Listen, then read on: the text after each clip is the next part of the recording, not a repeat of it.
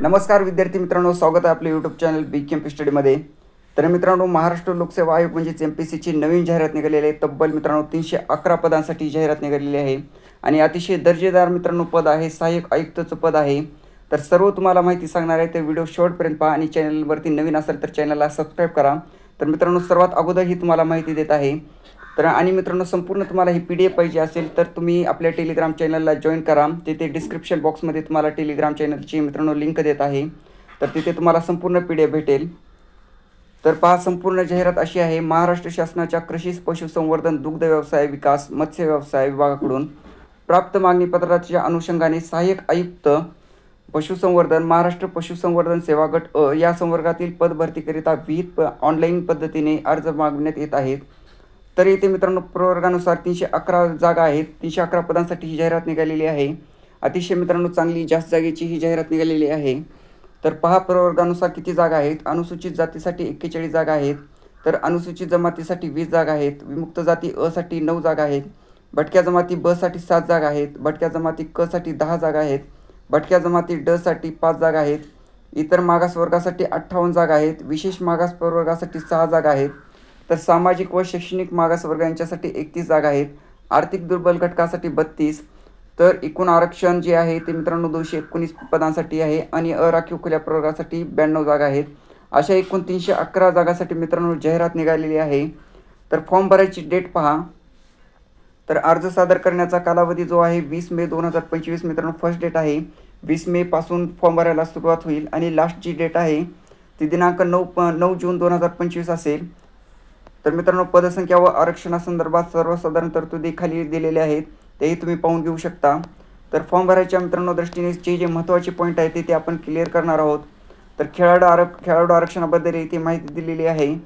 तर दिव्यांग आरक्षण, तर मित्रांनो इथे अनाथ आरक्षणाबद्दल ही माहिती दिलेली आहे। तर वेतन श्रेणी पहा, या पदासाठी वेतन श्रेणी काय असेल तर मित्रांनो 60,000 रुपये 60,000 ते 1,90,800 अधिक नियमानुसार अन्य भत्ते असतील। अतिशय मित्रांनो चांगली पेमेंट आहे आणि पद ही मित्रांनो अतिशय दर्जेदार आहे। तर पात्रता पहा, यासाठी भारतीय नागरिकत्व लागेल।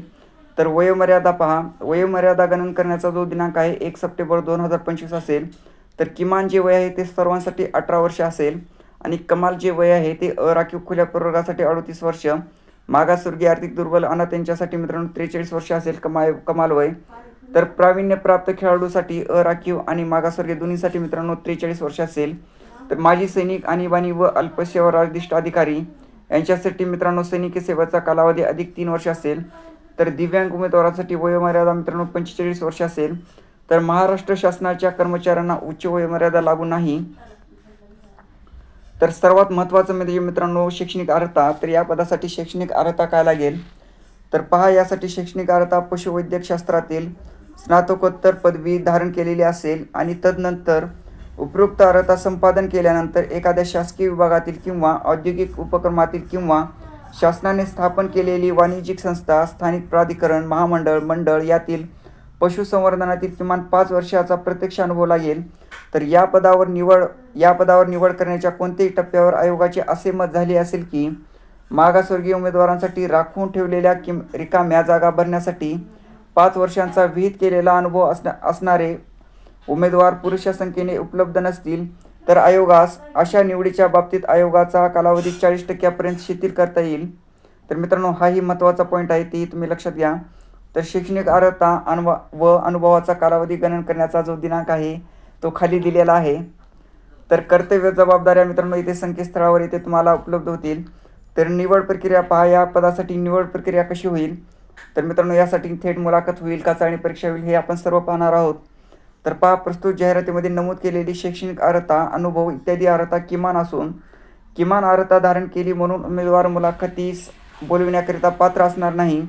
तर जाहिरातीस अनुसरून प्राप्त अर्जांची संख्या आयोगाच्या कार्यनियमावलीतील तरतुदीनुसार वाजवी प्रमाणापेक्षा जास्त असेल आणि अर्ज सादर केलेल्या सर्व पात्र उमेदवारांच्या मुलाखती घेणे सोयीस्कर नसल्यास मुलाखतीसाठी उमेदवारांची संख्या मर्यादित करण्याच्या दृष्टीने जाहिरातीमध्ये नमूद शैक्षणिक अर्हता आणि अथवा अनुभव यापेक्षा अधिक शैक्षणिक अर्हता आणि अनुभव किंवा अन्य योग्य निकष यांच्या आधारे अथवा चाळणी परीक्षेद्वारे मुलाखतीस पात्र उमेदवारांची संख्या मर्यादित करण्यात येईल। तर मित्रांनो, अर्जाची जर संख्या जर जास्त आली तर मित्रांनो तुमची चाळणी परीक्षा होईल आणि अर्जाची संख्या जर कमी आली तर थेट तुमची मुलाखत होईल. तर चाळणी परीक्षा घेण्याची तर मित्रांनो चाळणी परीक्षा जी घेण्याची निश्चित जर झाले तर मित्रांनो अभ्यासक्रम परीक्षेचे माध्यम व इतर बाबी आयोगाच्या संकेतस्थळावर प्रसिद्ध करण्यात येतील. तर मित्रांनो आणि चाळणी परीक्षा घेण्याची निश्चित झाली तर अर्हता आणि अथवा अनुभव शिथिल केला जाणार नाही. तर पहा मित्रांनो चाळणी परीक्षा घेण्याची जर निश्चित झाली तर त्याचा अभ्यासक्रम तर त्याची जो आहे परीक्षेचे माध्यम तर सर्व मित्रांनो वेळोवेळी संकेतस्थळावर प्रसिद्ध करण्यात येईल. तर त्याची मित्रांनो आपण माहिती तुम्हाला देणार आहोत. जर मित्रांनो चाळणी परीक्षा घेण्याची निश्चित झाले तर मित्रांनो चॅनलला सबस्क्राईब करा म्हणजे सर्वात अगोदर नंतरचा जो व्हिडिओ आहे त्याचाही नोटिफिकेशन तुम्हाला सर्वात अगोदर भेटेल. तर पहा मुलाखतीमध्ये किमान 41% व त्यापेक्षा जास्त गुण मिळवणाऱ्या उमेदवारांचा शिफारसीसाठी विचार केला जाईल. तर प्रस्तुत पदाची निवड प्रक्रिया कृषी पशुसंवर्धन दुग्ध व्यवसाय. तर मित्रांनो पहा जर तुमची अर्जाची संख्या जर जास्त आली तर मित्रांनो चाळणी परीक्षा घेण्यात येईल आणि जर तुमची संख्या जर मित्रांनो अर्जाची संख्या जर कमी आली तर तुमची थेट मुलाखत होईल. तर अर्ज करण्याची पद्धत जी आहे ती तुम्हाला माहिती असेल.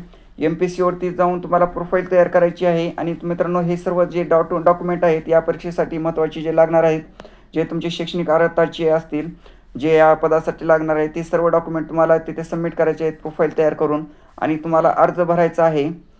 तर पहा सर्वसाधारण येथे दिलेला आहे अर्ज फक्त ऑनलाईन पद्धतीने भरण्यात येईल आणि येथे शुल्क पहा परीक्षेसाठी शुल्क लागणार आहे. तर अराखीव खुल्या प्रवर्गासाठी 719 रुपये फीस असेल फॉर्म भरण्यासाठी. तर मागासवर्गीय आर्थिक दुर्बल घटक अनाथ दिव्यांग यांच्यासाठी 449 रुपये फीस असेल. तर मित्रांनो परीक्षा शुल्काचा भरणा खालील 2 पद्धतीने करायचा आहे तीही मित्रांनो तुम्ही पाहून घ्या. तर मित्रांनो अतिशय चांगली जागा आहे जागे निघालेले आहेत.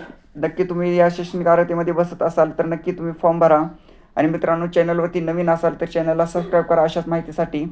धन्यवाद मित्रांनो. टेलिग्राम चॅनलला जॉईन व्हा. धन्यवाद.